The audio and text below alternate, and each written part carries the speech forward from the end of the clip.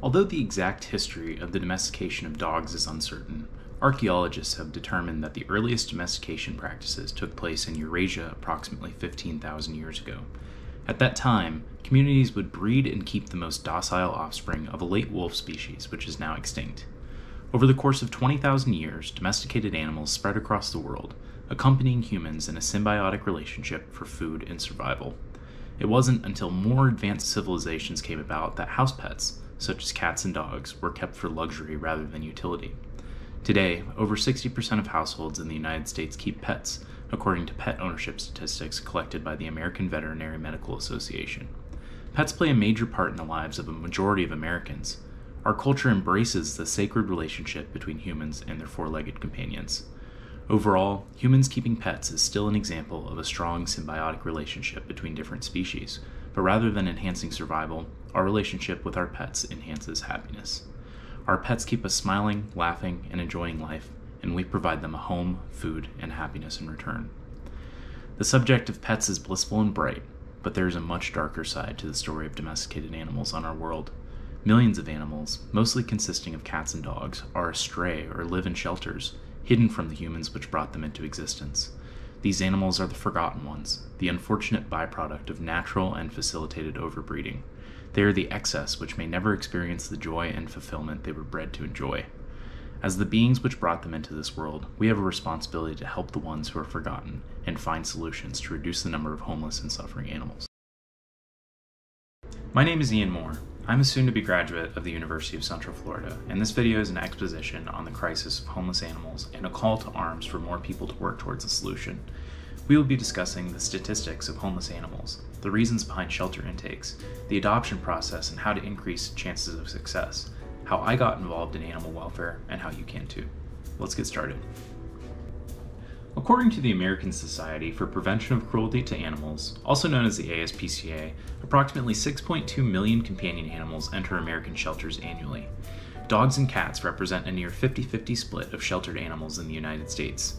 There are only about 3,500 government-operated shelters in the United States and approximately 10,000 private animal rescues or sanctuaries. Even with over 13,000 organizations dedicated to sheltering homeless animals, over 900,000 shelter animals are euthanized annually. According to a peer-reviewed article by Katya Gunther titled Volunteers' Power and Resistance in the Struggle for Shelter Animal Survival, euthanizations are often viewed by animal shelter executives as an inevitable consequence of the effort to rescue homeless companion animals. Although there is no way to measure exactly, various animal welfare organizations estimate that there are over 70 million homeless animals living astray in the United States alone. At first glance, it does begin to seem reasonable that euthanizations are inevitable, as only 13,500 shelters cannot support 70 million animals. However, animal rights advocates and animal shelter workers disagree and claim that euthanizations can be eliminated through education, better adoption practices from shelters, and helping people achieve a successful adoption. I interviewed Miss Audrey Stansbury, a volunteer at the Highlands County Animal Shelter in Sebring, Florida, who also runs her own rescue organization, and we discussed the shelter situation she has experienced as a lifelong worker in animal welfare. There we go, finally. There we go. Okay, cool. Hi, good morning. Good morning. How are you doing? Lyle says good morning. Hi. Good. So just to begin, so tell me about yourself and your organization. Well, okay, my name is Audrey. I have a loosely connected organization. I do my own thing, basically. I have a small dog rescue, but I'm connected to several 501(c)(3)s, which are charity, they're nonprofit, official nonprofits. I'm proud to say that I'm part of a group called Max and Me, Tampa, they save hundreds and hundreds of dogs every single year. Just crazy. They do amazing things. Like they helicoptered 17 dogs from a shelter in the Bahamas that was flooded out they do stuff. I mean, that's crazy. It's a phenomenal group. Yeah. And I've known her for about 10 years. So you mentioned that you had about 1,200 dogs and 1,800 cats that would be coming in every year. How many adoptions are there usually per year? I don't know the exact number of adoptions. I will tell you that most of the animals that get out through rescue, which to me is generally a better thing, because the rescues do more screening, you know, of the adopters. But now they welcome it. So we have we've had a Facebook page for many years, and people pledge on the dogs. Like they'll say, I'll donate $25 to the rescue that helps, or I'll donate $10 or whatever. And that helps offset the cost, especially because many of them are heartworm positive. So that offsets the cost of the heartworm treatment or whatever to the rescue that takes them. You know, we do have some adopters attracted that way. And then some people take those pictures and put it on other sites, and people will inquire and come and adopt the dog. You know, they may drive a couple hours to adopt a dog, and we do that stuff too. So yeah, awesome. There are like a lot of avenues out of the place. Yeah. So besides being euthanized and being put in the county dump, which is what used to happen. Well, I'm glad they're finally posting the pictures of the dogs, because I remember when I adopted mine, we found him online, and it was a county shelter, and we were like, he's puppy, he's so cute, he's ready to be adopted right now, and we went down there that day. It really helps. Oh, I mean, and I always tell people, I'm like, a winning picture can save a dog's life. You know what I mean? So how do you usually receive animals? Do people typically surrender them, or do you find them? I'm connected to a 5013C. So if I want to pull a dog anywhere, pretty much anywhere in the country, I just contact the shelter and give them my 5013C information, ask them what their process is, and, you know, go from there, and then arrange transport depending on the way the dog is. We do a lot of ground transport. I have a transport page as well. But that's one way of moving dogs. Then there are paid transporters, and then there's like the pilots. What do you think can be done to reduce the number of animals that are in need of rescue? You know, we talked about spaying and neutering earlier. Yeah, I mean, they talk about spay and neuter, and everyone promotes spay and neuter, but there's a lot that could be done. One thing is dogs, the same as every other animal, are considered property. I think that thinking needs to change. So I think that thinking needs to change. This is a sentient being. They need to be labeled as such, for one thing. If they removed the money from breeding dogs, that would be a huge help. The rest of it is like sloppy, just people didn't get their dog fixed. If they could make it more affordable, educate people better, you know, that would help too. But I think they really need to do something about breeders. They should be looked down upon, and the people who buy their puppies, you know, they're not doing the world. They're like, oh, well, I'm going to take good care of the puppy. It's like, yeah, but you didn't think about the mom. I mean, my friend has rescued 57 golden retrievers from one breeder.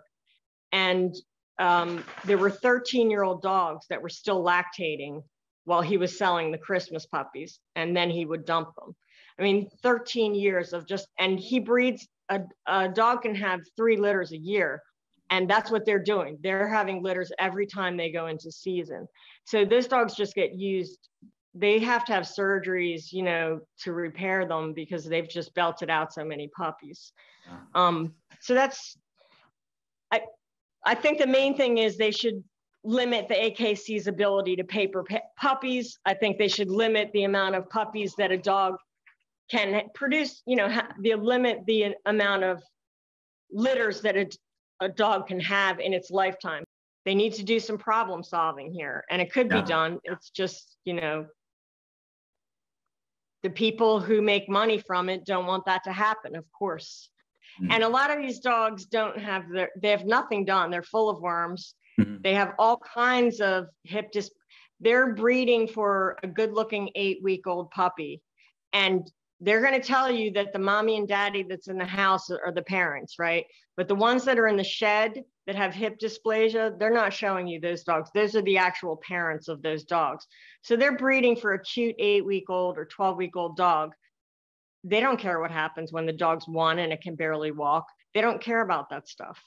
And, you know, people, I don't think they're that ignorant. I mean, I think pretty much everyone knows it's a lousy thing to do to buy a puppy at this point, Yeah. So if you're patient enough and you have the right things to offer a dog, you're an appropriate adopter, you can get a dog, a puppy, if that's what you want. But you'd be astounded at how many like 5, 6, 7-year-old purebred dogs, 25% of the dogs that end up in shelters are purebreds. Really? And and we rescued a chow. My mother loves chows. Not my favorite breed, but she loves them. We got a chow that was 6 years old. He's like, oh yeah, my son, the kid jumped on the dog and the dog like snarled at him or something. So he unloaded him. So we get this dog and he's like, I paid $2,500 for this dog. I checked the microchip. Oh yes, he did pay $2,500. He didn't do another thing for that dog. The dog was ungroomed. He had cockroaches running in and out of his fur. He had stalactites of poop, on his backside. I mean, he was a $2,500 dog, but he never had him neutered. He had cryptorchid, which was an undescended testicle. So that was a special surgery. But it was like, it astounds me that someone would pay that much money for a dog and then not take good care of it. But it happens all the time because it's an impulse buy, you know? So what do you think can be done to motivate people to get involved and help solve this problem? Well, I think social media has been amazing. Things have changed exponentially, even in the last 5 years, with just people sharing pictures of dogs and stories about dogs. I think that that's amazing. But I also think that they should start people at a younger age what the definition of humane treatment is. So as you could see, Audrey was awesome, and she gave some really great insight into what it's like working at a shelter and running her own non-profit rescue organization. Audrey was also involved in another part of my project, which you'll see just a little bit later. Adoptions and strategies for success. Adoptions are the best way to give companion animals another chance at living a happy life. Not only do adoptions have a direct impact on reducing euthanizations, they have a significant impact on the ability of breeders to market and sell their dogs for profit. According to the ASPCA, over 4 million shelter animals are adopted annually in the United States. The rest of the intakes are returned to their owners or euthanized. How can we increase adoptions? Well, the first step is education. Many of us who are involved in animal welfare know very well that adoption is an amazing, fulfilling, and very effective way to acquire a loving pet. However, not everyone knows that this is an option, let alone the most moral option for getting a pet. To increase adoptions, shelters host large adoption events, utilize social media, offer adoptions for low costs, and provide free introductory medical care. Post-adoption can be a very stressful time. Animals often have behavior issues influenced by their previous living conditions. This is a reason people commonly adopt puppies, as it is believed that their behavior is more easily moldable to the expectations of a new household. However, the inability to properly deal with behavior issues lies at the heart of adoption returns. A study called Owner-Related Reasons Matter More Than Behavioral Problems, a study of why owners relinquish dogs and cats to a Danish animal shelter from 1996 to 2017 by Jensen, Sando, and Nielsen, reveals that behavior issues only play a part in adoption returns if the adopter is uneducated and does not know how to deal with these issues. To help solve this problem, I believe that shelters should publish free, standardized training resources from their experts to help adopters deal with common behavior problems after adoption. Education alone is enough to significantly reduce the number of adoption returns, and in turn, reduce euthanizations. However, this is still not enough to help all of our animals, so how can we get involved? My service learning project was a rescue mission through the organization Pilots in Paws. Pilots in Paws, also known as PNP, serves as a message board which connects animal welfare organizations in need of emergency transport to volunteer pilots. Pilots submit their preferences, being distance, time, etc., and Pilots in Paws will notify them if a shelter posts a rescue request which meets their preferences. On June 7, 2022, I got an email from PNP about a German short-haired pointer named Bristol in need of immediate transportation. He was surrendered to the shelter by a person who breeds hunting dogs and was set to be euthanized as the shelter was extremely overcrowded. I contacted Audrey, who we met. She's a volunteer at the shelter who made the request, and Heidi, the owner/operator of a pointer rescue organization in New Smyrna Beach, who would be receiving him. I organized a date, tentative time, some helpers to come with me, and rented a plane for the day to make it happen. On June 10th, I picked up food and toys to donate and got to the airport around 11 a.m. I spent the morning and early afternoon planning the flight and ensuring that everything was in place for a successful rescue mission. Unfortunately, some summer storms were developing off the Gulf Coast and rolling in quickly. Because of this, we had to delay our departure time 2 hours, from 3 o'clock to 5 o'clock, as we waited for the storms to dissipate. At 5, we loaded up, took off, and headed to Sebring, Florida to meet Audrey in Bristol. We arrived there around 6:30, and Audrey and Bristol were already waiting on the ramp for us. We loaded him in the back seat with my friend Abby and set off to New Smyrna Beach. We arrived in New Smyrna Beach around 8 and waited there for a volunteer to meet us at the airport.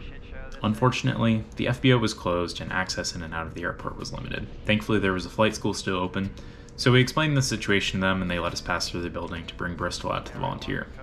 We said our goodbyes, handed Bristol off, and watched him drive away to his new, temporary home, where he would receive the care and love he so desperately needed. My friends and I got some caffeine and a quick bite to eat, walked back to the airport, and set off back to Orlando. We arrived back at Orlando Executive Airport at 11 p.m. after a long, tiring, but fulfilling day. I talked with Heidi the next morning, and she ensured that Bristol was in great shape and getting along well with the other pups. However, the best part of the story happened just 2 weeks ago. My friend Abby rode in the backseat with Bristol and fell in love with the dog.